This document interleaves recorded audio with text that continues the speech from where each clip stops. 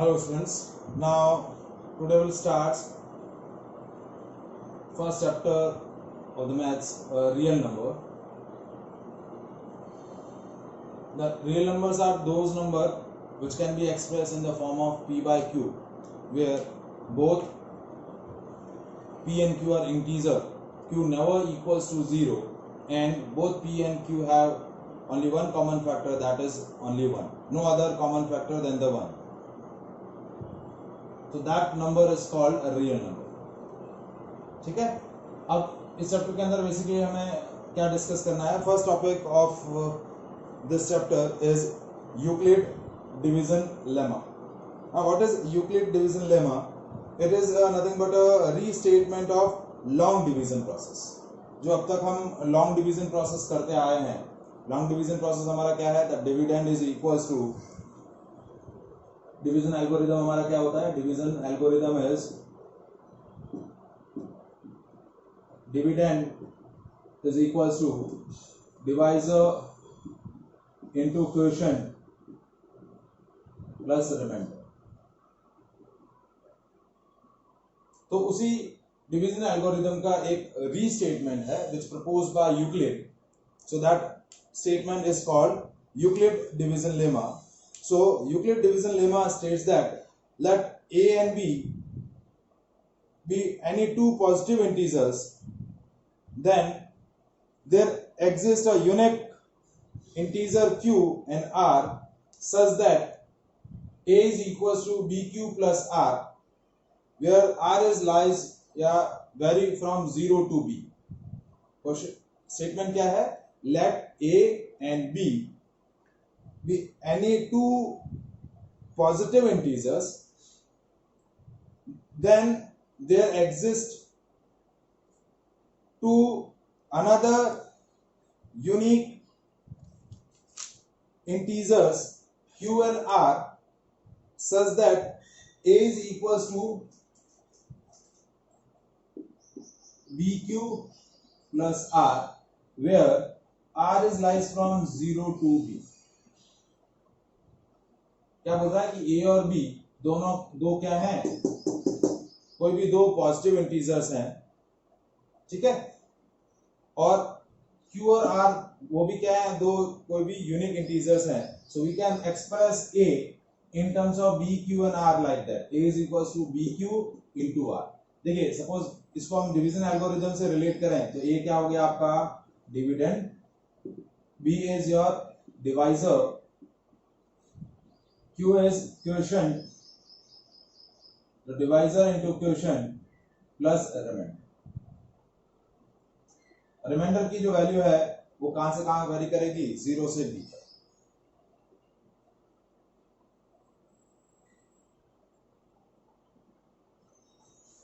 So that statement is called Euclid division lemma. Now where we use this statement or this lemma, that this division lemma is basically used to find out the HCF of numbers. ठीक है, किसमें use किया जाएगा? To find the HCF of two numbers. दो या दो से ज्यादा नंबर दे रखा है और उनका हाईएस्ट कॉमन फैक्टर आपको कैलकुलेट करना है. तो to calculate the HCF we can use Euclid division lemma. So that is an application of division lemma where we have used to find the HCF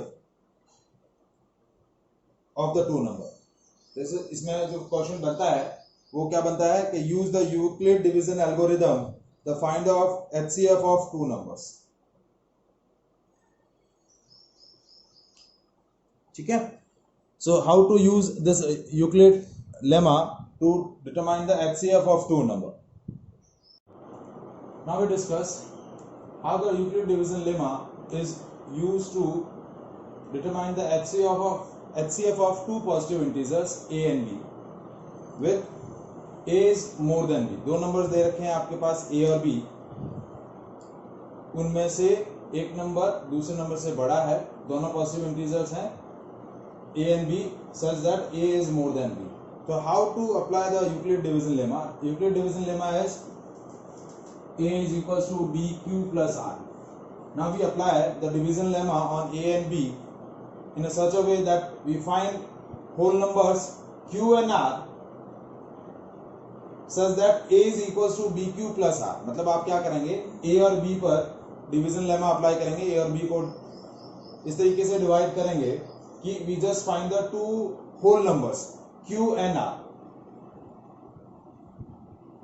and we represent A like equals to A is equals to BQ plus R, where value of R is lies from 0 to B. If this in this process मतलब हम क्या कर रहे हैं, A को किस form में represent कर रहे हैं, we can represent the A in the form of BQ plus R. A is equals to BQ plus R. Now if the value of R is equals to 0, यदि आपका reminder क्या आ जाए, 0 आ जाए, then the B is the HCF of A and B. यदि reminder 0 आ जाता है तो क्या होगा, B is the HCF of A and B. जो स्मॉलर नंबर होगा वो उन दोनों नंबर्स का क्या हो जाएगा, हाईएस्ट कॉमन फैक्टर हो जाएगा. यदि आपका रिमाइंडर 0 नहीं आता है, फॉर एग्जांपल आपका रिमाइंडर 0 नहीं आया, तो क्या करेंगे, now we again apply the division lemma on B and R in such a way that we again find the two whole numbers and represent the B in terms of R and the two whole numbers which we determine, and continue this process till we get the remainder 0. ये process तब तक आपको follow करना है जब तक आपको क्या मिल जाए, 0 remainder नहीं मिल जाए. जैसे फॉर एग्जाम्पल कि एक क्वेश्चन हम यूज करते हैं, सॉल्व करते हैं इस यूक्लिड डिवीजन लेमा की हेल्प से एचसीएफ कैलकुलेट करने के लिए. जैसे क्वेश्चन है, use Euclid algorithm to find the HCF of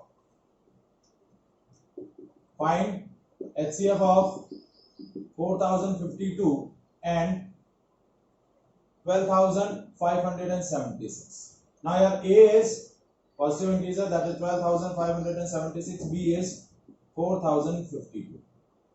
अब आप क्या कर रहे हैं, इस A को इस B से डिवाइड कर रहे हैं, मतलब यूक्लिड डिवीजन लेमा में इस तरीके से यूज कर रहे हैं कि A को इन terms of B into Q plus R, यानी Q और R दो ऐसे होल नंबर्स हम फाइंड आउट करेंगे डिवीजन प्रोसेस के थ्रू कि A जो है वो किस फॉर्म में एक्सप्रेस होता है, BQ प्लस R के फॉर्म में रिप्रेजेंट होता है. तो देखिए 12576 इसको डिवाइड किया 4052 से, तो देखिए 3 टाइम्स किया तो 3 2 जा 6, 5 3 जा 50,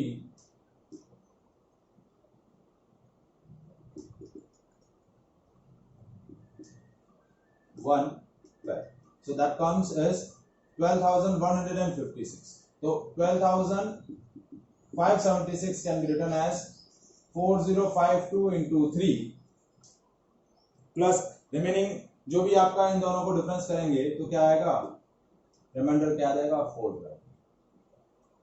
So we apply the Euclid division lemma, A is equals to B into Q plus R. तो ये आपका B हो गया, ये आपका Q हो गया और ये R हो गया. अब देखिए R यहाँ क्या आ रहा है, 420, which is not equals to 0. तो हमने स्टेप 2 में क्या बोला था कि यदि 0 आ जाता है then B is the HCF of A and B. यदि B R 0 नहीं आता है, again we apply the Euclid division lemma on B and R. तो अब B और R पे Euclid division lemma लगाएंगे. Now 4052 can be expressed in the form of 420. तो अब 4052 in divided by 420. 420 से इसको क्या करेंगे, डिवाइड करेंगे, तो देखिए 9 ले लेते हैं. चलिए तो ये कितना आ गया, 0 18 37 3780. तो ये वैल्यू जो है वो 4052 से कम है, तो 420 इंटू 9, ठीक है. अब ये हो गया 2 7 तो plus 2 7. So we can represent now 4052 in terms of R. Now the value of Q this time, ये आपका हो गया A अगेन, ये हो गया B, ये हो गया Q और ये R. again Q and R whole numbers, we apply the division lemma in such a way that A can be expressed in the form of BQ plus R. Again अब R आपका क्या आया 272, which is again not equals to 0. So again we apply division lemma. This time B is 420 and R is 270. So now 420 को हम represent करेंगे 272 के terms में, ठीक है। तो 272 इंटू 1 ही करना वन ही कर पाएंगे, क्योंकि 272 इंटू 2 करेंगे तो वैल्यू कम्स मोर देन 420। तो 272 इंटू 1 रिमाइंडर इक्वल्स टू 148। कितना आ गया 148। Again R is not equals to 0। R आपका कितना आ रहा है 148, R is not equals to 0। तो ये आपका इस बार ये B है, ये R है। अगेन हम अप्लाई करेंगे।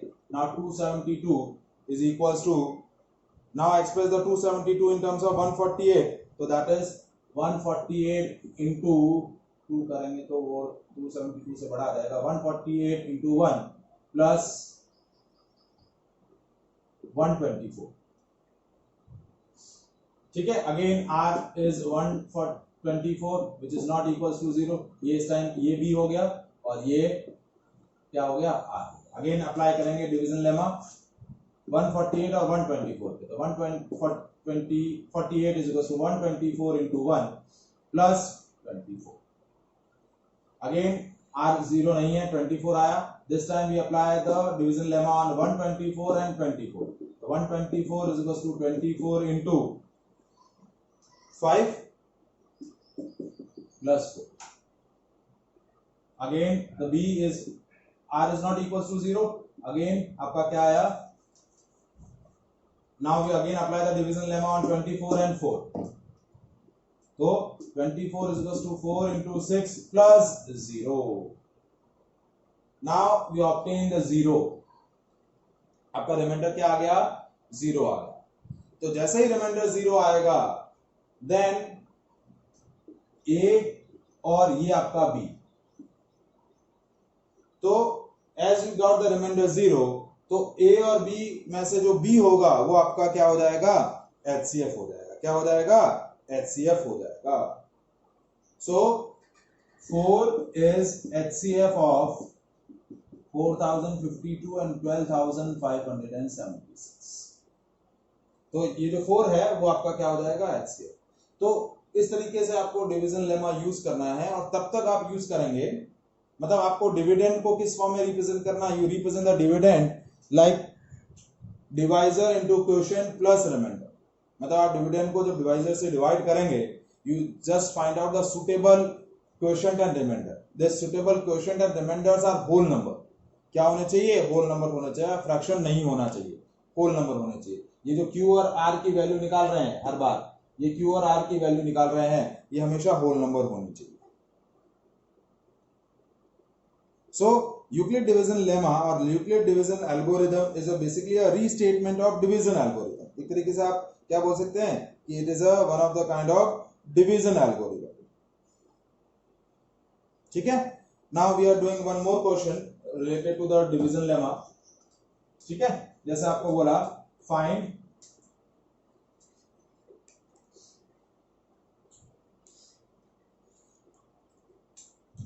HCF of 135 and 225। This time A is 225 and B is 135, क्योंकि ये हमेशा B से बड़ा होगा। Now we again apply the division lemma A is equals to BQ plus R। A को in terms of BQ plus R के form में represent करना है। Q and R are the whole numbers। ठीक है, तो 225 is equals to 135 into 1, क्योंकि 135 into 2 क्या हो जाएगा 270 और वो 225 से बड़ा हो जाएगा, प्लस ये हो गया 65 plus 25 that is 90। तो R की वैल्यू क्या आई 90। Again R is not equals to 0।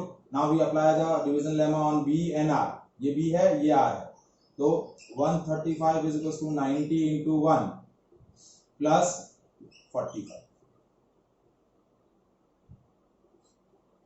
ठीक है, again R is 45 R is not equals to 0. Again we apply the division lemma on B and R. This time B is 90, R is 45.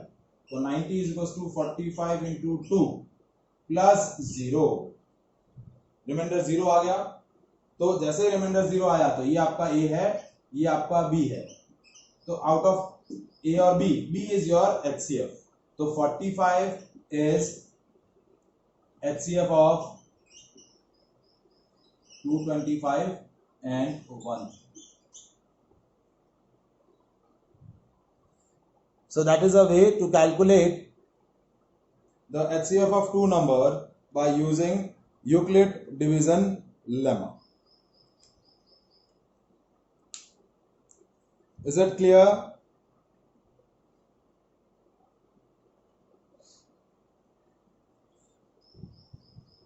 Now we are doing certain subjective questions on the Euclid division lemma.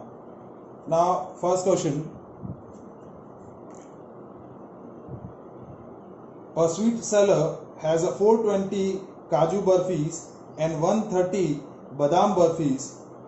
She wants to stack them in a such a way that each stack has the same number and they take up the least area of the tray.